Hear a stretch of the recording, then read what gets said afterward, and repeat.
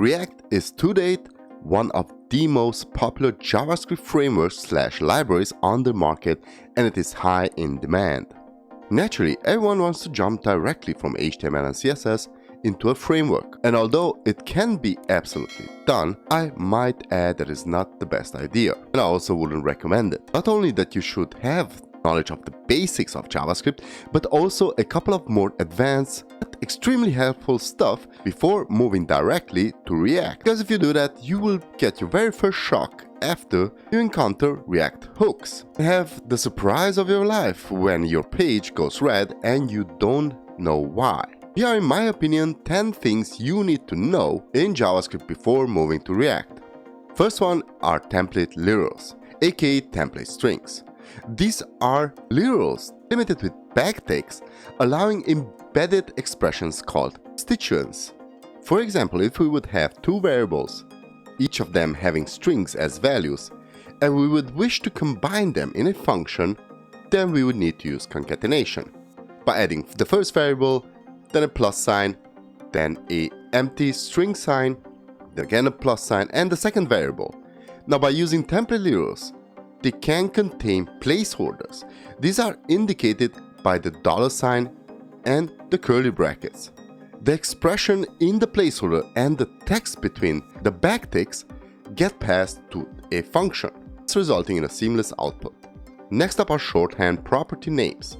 Now, objects can be initialized using the new object operator or object.create, or even using the literal notation initializer notation.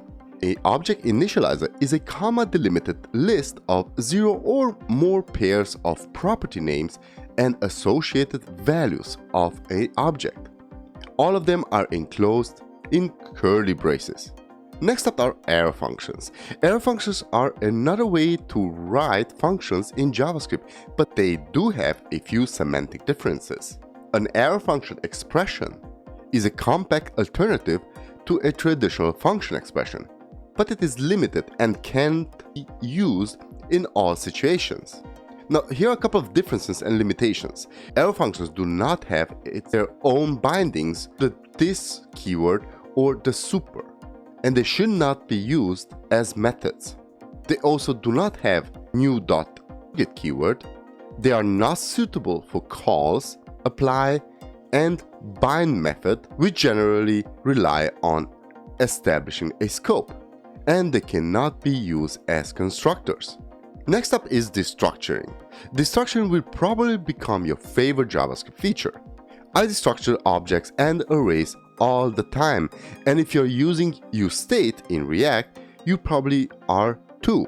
The destructuring assignment syntax is a JavaScript expression that makes it possible to unpack values from an array or properties from an object into distinct variables. Another feature that you will use all the time is parameters defaults. This is a really powerful way to declaratively express default values for your functions. Default function parameters allow named parameters to be initialized with default values if no value or undefined is passed. Next up is rest and spread operator. This syntaxes can be thought of as kind of a collection of syntaxes where it operates on a collection of values. I strongly recommend that you learn how and where they can be used. It actually takes different meanings in different contexts, so learning the nuances there will help you a lot. The spread syntax, which are basically just a couple of ellipses, allows an iterable such as an array expression or string to be expanded in place where 0 or more arguments for function calls or elements for array literals are expected, or an object expression to be expected in places where 0 or more key value pairs for an object literal are expected. The rest parameter syntax allows a function to accept an indefinite number of arguments as an array, providing a way to present variadic functions in JavaScript. Next up are ESModules. Now, when you're building a large app with modern tools, chances are you will need to use modules. It is essential to learn how the syntax works because any application of slightly larger size will likely need to make use of modules for code resource and organization. First, let's take a look at import. The static import statement is used to import read-only live bindings which are exported by another module.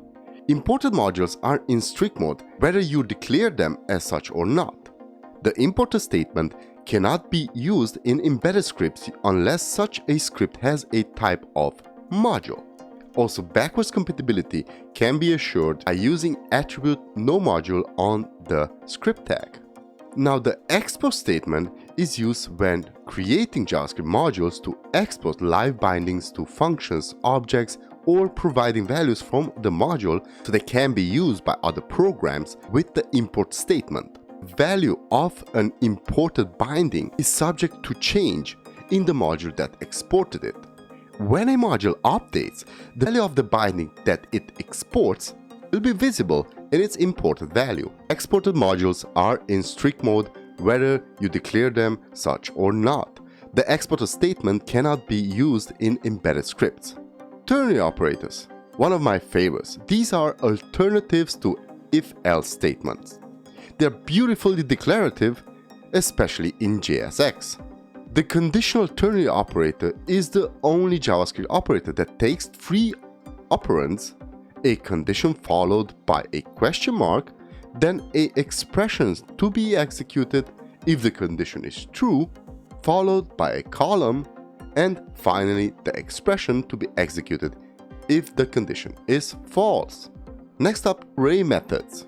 The JavaScript array class is a global object that is used in the construction of arrays, which are higher-level list-like objects. Now here's a list of the most important methods that you can use upon arrays that you should definitely know before moving on to React. And I also have videos on each one of them. So this would be find, sum, every, includes, map, filter, and reduce. And believe me, if you know these methods, then you have a huge advantage in React. Promises and async await. These are a big subject and they can take a bit of practice and time working with them to get good at them. Promises are everywhere in the JavaScript ecosystem, and thanks to how entranced React is in that ecosystem. Promises help you manage asynchronous code and are returned from many DOM APIs as well as third-party libraries. Async await syntax is a special syntax for dealing with promises, and the two go hand in hand. The promise object represents the eventual completion or failure of an asynchronous operation and its resulting value. An asynchronous function is a function declared with the asynchronous keyword, and the await keyword is permitted within it. The async and await keywords enable asynchronous promise-based behavior to be written in clean style, avoiding the need to explicitly configure promise chains. The await operator is used to await for a promise. It can only be used inside a async function within regular JavaScript code. However, it can be used on its own with JavaScript modules. Okay everyone, thanks a lot for watching. As always, I'm NovaBM. If you like this video, please give it a thumbs up. If you disliked it, dislike it. If you have any kind of questions or suggestions, as always, leave them in the comment section below. And if you're not subscribed, then please consider doing so. We're posting new videos like this on a regular basis. And also click that notification bell in order to get notified whenever we do post new videos. If you're not, then you're going to miss them. So with this being said, have a lovely day and catch you on the flip side. Bye bye.